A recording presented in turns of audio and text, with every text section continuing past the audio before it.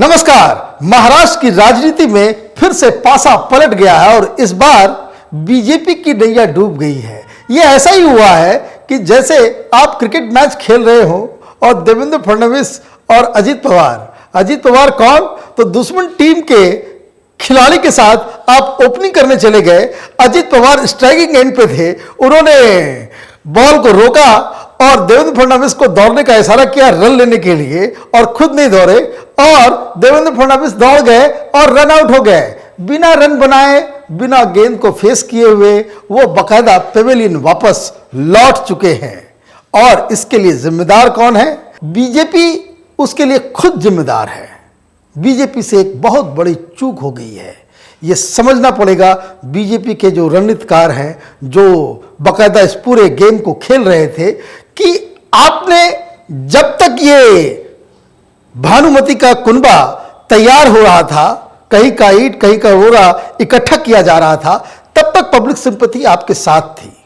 लेकिन जैसे ही आपने रात के अंधेरे में वो सरकार बनाई और उसके बाद अजित पवार का आपने साथ ले लिया, अगर शिवसेना को तोड़ करके आपने बना ली होती तो फिर भी पब्लिक सिंपैथी आपके साथ होती, लेकिन अजित पवार जैसे व्यक्ति को आपने अपने साथ लिया, ये एक बहुत बड़ा मिस्टेक जिसे कह सकते हैं वो हुआ। और अब 3 दिन का जो वक्त मिला कोर्ट कचहरी और सारी चीजों में, तो ये पूरा मसला पब्लिक सिंपैथी में भी टूट नजर आई और बहुत सारे लोगों को लगने लगा कि बीजेपी भी उसी रेस में शामिल हो गई जिस रेस में ये अगाड़ी और पिछाड़ी वाले जो सबसे कम सीटें जो पाई वो स्पीकर और वित्त मंत्रालय के लिए रेस में जो लग गई कांग्रेस पार्टी, वो सब बराबर है। और इसलिए लोग कहने लगे भाई हमाम में सब नंगे हैं। अगर ऐसा नहीं होता तो शायद जो दिक्कतें थी इस अलायंस को बनने में तीनों पार्टी की, वो दिक्कत बनी रहती। लेकिन अब ये अलायंस बनता दिख गया है, ये बन भी रहा है, सरकार भी बनेगी, मुख्यमंत्री भी चुन लिया गया है। और जो लोग ये प्रेडिक्शंस कर रहे हैं कि ये ज़्यादा दिन तक नहीं चलेगी, 3 महीने नहीं चलेगी, 1 महीने नहीं चलेगी, तो ये इस तरह की भविष्यवाणी नहीं करनी चाहिए। महाराष्ट्र को एक सरकार की ज़रूरत है, वहाँ पे राष्ट्रपति शासन नहीं लगाया जा सकता है कि इम्पॉर्टेंट राज्य है वहाँ पे सरकार रहे। अब कैसे भी रहे सरकार, टेढ़ी बुकची जो भी हो, लेकिन सरकार होनी चाहिए। और कोई फर्क नहीं पड़ता है, आप एक राज्य में जीतते हैं, एक राज्य में हारते हैं, उससे ज़्यादा कोई फर्क नहीं बनता है। लेकिन सवाल है शिवसेना का। शिवसेना तो अब ये बकायदा आधिकारिक रूप से कहा जा सकता है कि ये अब सोनिया सेना बन गई है, क्योंकि अब यूपीए में ये शामिल हो चुकी है, उन दलों के साथ शामिल हो चुकी है जो दल आज तक ये सेफराइजेशन, ये भगवा, ये हिंदुत्व, इनको ये पानी पी पी के गालियां दिया करते थे। तो उस समय तो हिंदुत्व का झंडा जब तक लेकर के शिवसेना चल रही थी तो हिंदुत्व की पार्टी थी। लेकिन अब तो नवाब मलिक ये दिन आ गए हैं कि नवाब मलिक ये तय कर रहे हैं, ये बता रहे हैं मीडिया को कि शिवसेना की आइडियोलॉजी क्या है, बाला साहब ठाकरे की पार्टी की आइडियोलॉजी क्या है। ये एनसीपी का प्रवक्ता नवाब मलिक बता रहा था आज मीडिया को। उसने क्या कहा, बड़ी हैरान वाली बात है। उन्होंने कहा कि शिवसेना कोई हिंदू पार्टी नहीं है, कोई हिंदुत्व की पार्टी नहीं है। ये पार्टी लोगों की सेवा करने के लिए बनाई गई थी। वो बीजेपी के साथ रह करके ये हिंदुत्व वाली लाइन पे चली गई और वो पथभ्रष्ट हो गई थी, और अब वो सही फोल्ड में आ गई है। मुबारक हो सारे शिव सैनिकों को और शिवसेना के नेताओं को कि भाई आपका जो है नया जन्म हुआ है। नवाब मलिक ने आपको बता दिया है कि आप कौन हैं। एक और बात उन्होंने बड़ी इंटरेस्टिंग बात कही। उन्होंने कहा कि जब ये मुख्यमंत्री का चुनाव हो रहा था, जब मुख्यमंत्री कौन बनेगा ये तय हो रहा था, तो शरद पवार ने ये आदेश दिया, कि भाई ये जो सरकार बनेगी उसमें मुख्यमंत्री उद्धव ठाकरे होंगे, और उद्धव ठाकरे ने उस आदेश का पालन किया। लेकिन एक बात और नवाब मलिक ने इस वाक्य के साथ कह दी जो दिल को खटक गई। वो क्या? उन्होंने कहा कि जिस तरीके से शिवसेना के परंपरा के मुताबिक उन्होंने आदेश दिया, मतलब ये कि जो रुतबा शिवसेना में कौन दिया करता था आदेश? शिवसेना में आदेश देने वाले तो एक ही थे, बाला साहब ठाकरे। तो नवाब मलिक बता रहे हैं कि शिवसेना के लिए अब बाला साहब ठाकरे की जगह शरद पवार की हो गई है। शरद पवार अब जो है शिव सैनिकों को आदेश दिया करेंगे और ये नतमस्तक होकर उनके आदेश का पालन करेंगे और ये करना भी पड़ेगा। सबसे 8 दिन पहले हमने ओपिनियन पोस्ट में आपको बताया था कि मंत्रालय होगा, मुख्यमंत्री भी होगा, लेकिन यूपीए की तरह जिस तरह से सोनिया गांधी एक नेशनल एडवाइजरी काउंसिल चलाती थी एनएससी, उसी तरीके से एक और कमिटी, कोऑर्डिनेशन कमिटी का निर्माण होगा महाराष्ट्र के अंदर, जो सारे विषयों के ऊपर निर्धारित करेगा कि क्या फैसला सरकार को लेना चाहिए, सरकार का स्टैंड क्या होना चाहिए, किस नीति को चलाना चाहिए, किस नीति को रोकना चाहिए, किस पे क्या बोलना है, ये कमिटी तय करेगी। ये मुख्यमंत्री के पास ये अधिकार नहीं होगा और उसके चीफ कौन होंगे? तो शरद पवार होंगे। ये सिग्नल्स हैं जो नवाब मलिक ने आज दिए कि जिस तरीके से जब शिवसेना की पहले सरकार थी तो बाला साहब ठाकरे मातोश्री में बैठ करके आदेश दिया करते थे, अब ये आदेश मातोश्री से नहीं, ये शरद पवार के यहां से आएगा। तो ये अजीबोगरीब स्थिति है। लेकिन मैं आपको एक बात और कहता हूं कि जो शिवसेना ने अपने विचारों से, अपने अहंकार, अपने दम्भ की वजह से इन्होंने जिस रास्ते को चुना है, ये पार्टी वापस फिर लौट के उस रास्ते पर नहीं जा सकती। कई जीवन में इस तरह के रास्ते होते हैं कि जिस मोड़ से आप अगर मुड़ गए तो वहां से फिर पलटना, यू टर्न बड़ा मुश्किल होता है। और हैरानी की बात यह कि उन्होंने कहा कि आज बाला साहब ठाकरे का सपना पूरा हो गया। बाला साहब ठाकरे का सपना पूरा हो गया? बाला साहब ठाकरे ने कब कहा था, किससे कहा था कि ठाकरे परिवार का कोई मुख्यमंत्री बनेगा? जब तक वो जिंदा रहे ठाकरे परिवार से किसी को चुनाव नहीं लड़ने दिया। मुख्यमंत्री बनाने का जब समय आया तो उन्होंने एक शिव सैनिक को बना दिया। कभी किसी व्यक्ति को मुख्यमंत्री या कोई मंत्री का पद ठाकरे परिवार से नहीं दिया। और अब आप ये कह रहे हो कि बाला साहब ठाकरे का सपना पूरा हो गया। तो ये सपना आप किसकी मदद से पूरा कर रहे हो?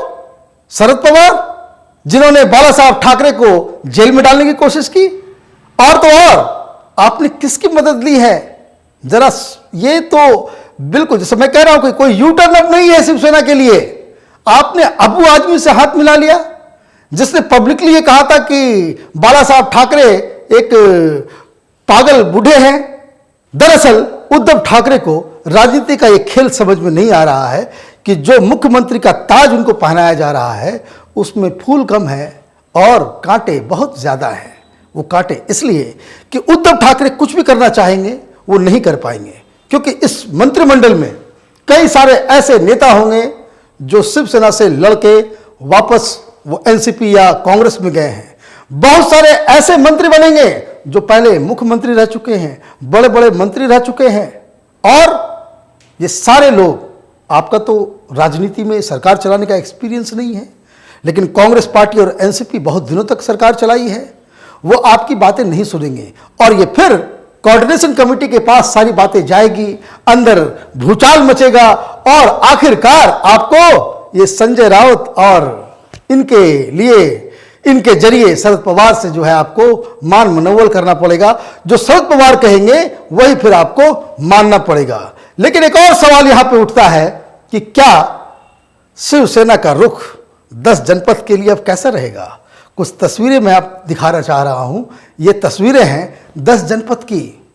तो शिवसेना के बड़े बड़े लीडर्स, एमपीज 10 जनपद चले गए, सोनिया गांधी का आशीर्वाद ले लिया और आशीर्वाद का जो नतीजा आज दुनिया के सामने है, वो मुख्यमंत्री घोषित कर दिए गए हैं। 1 दिसंबर को वो शपथ भी ले लेंगे और बाकायदा मुख्यमंत्री भी बन जाएंगे। लेकिन सवाल एक और, हमारी तो नजर उस दिन की रहेगी कि जब उद्धव ठाकरे 10 जनपद पे जाकर सोनिया गांधी का आशीर्वाद लेते हैं। बड़ा मजा आएगा।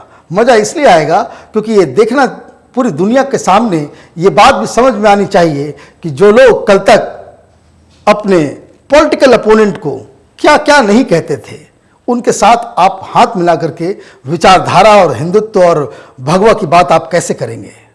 लेकिन इस पूरे खेल में बीजेपी का फेस लॉस हुआ है, इसमें कोई शक नहीं है कि इस पूरे खेल में फेस लॉस हुआ है। लेकिन बीजेपी वो पार्टी है जो अपनी गलतियों से सीखती है। पता नहीं कर्नाटक के बाद इन्होंने कोई सीख क्यों नहीं ली, ये अपने आप में एक सवाल है।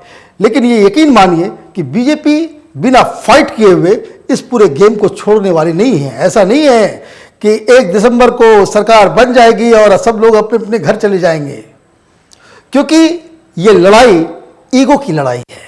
ये ईगो है अमित शाह वर्सेस उद्धव ठाकरे की।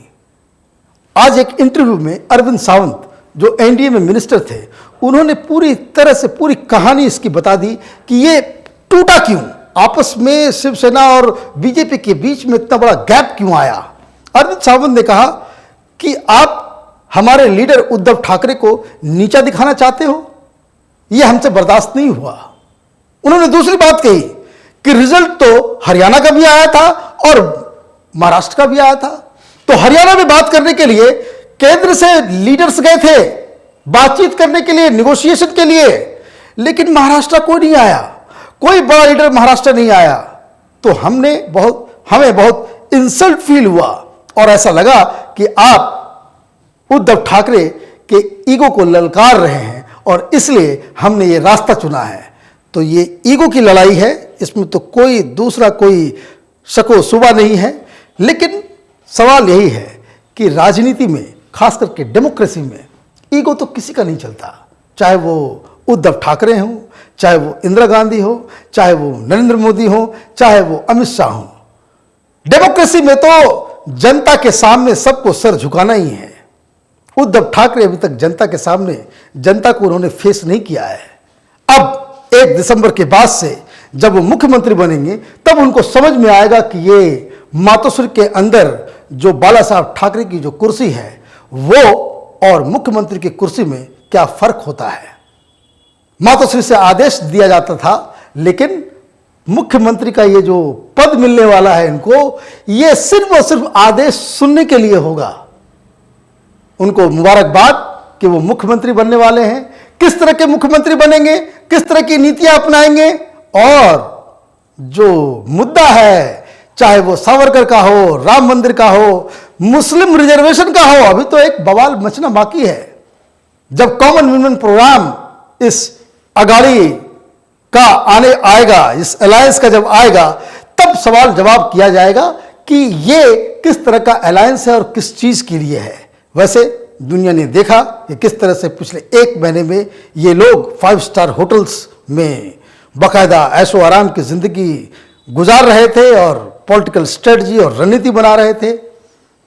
तो 1 तारीख कल का दिन इंपॉर्टेंट है। सुप्रीम कोर्ट ने कहा था कि सारे लोगों का, जितने विधायक हैं सबके शपथ लिया जाएगा। तो कल का दिन थोड़ा पॉलिटिकली डाउन होगा, अगर कोई विस्फोट ना हो जाए बीच में, या शिवसेना टूट ना जाए, या फिर कुछ लोग कांग्रेस पार्टी के अंदर में ये बता रहे हैं कि वो कई सारे लोग मंत्री बनने के लाइन में हैं, क्योंकि उनको लगता है कि भाई ये मंत्री, ये इस तरह के मौके पे मंत्री बनना जरूरी है।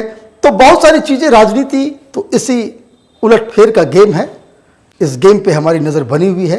आप देखते रहिए ओपिनियन पोस्ट इंटरनेट टीवी। हमारे वीडियोस को लाइक कीजिए, शेयर कीजिए और हमारे चैनल को सब्सक्राइब कीजिए। धन्यवाद।